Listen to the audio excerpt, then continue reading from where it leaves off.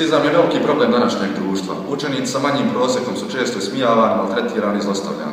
Pogledajte šta imaju da kažu učenici koji su bili žrtve prosjecizma.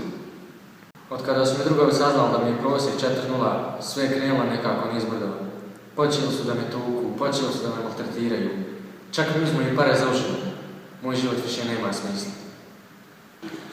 Kada su moji roditelji saznali da sam imao 4,8 prosjek, odmah su me se odrekli i poslali me u dom sa djecom sa slabim prosjekom. Kada je moja cura saznala da sam prošao 4,7 na tromjesečju, odmah me istog trenutka me ostavila i nedugo zatim je našla drugog momka sa 5,0 prosjekom i od tada jednostavno nisam ispuštao zbirku iz ruke i nikad se to ne smije više ponoviti.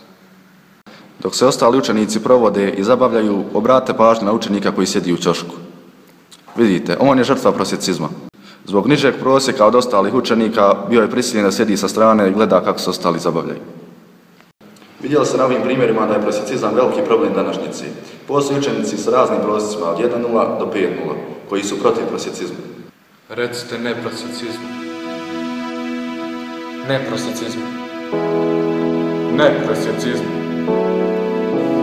Ne prosjecizmu. Ne prosjecizmu.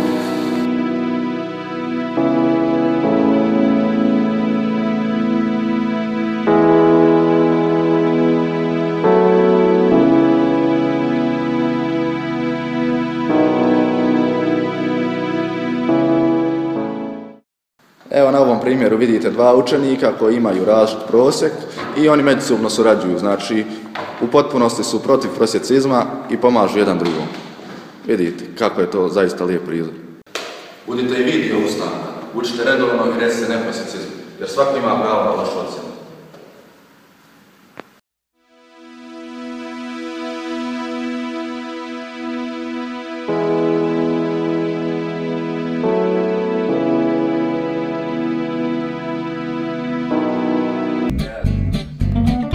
Vidimo se.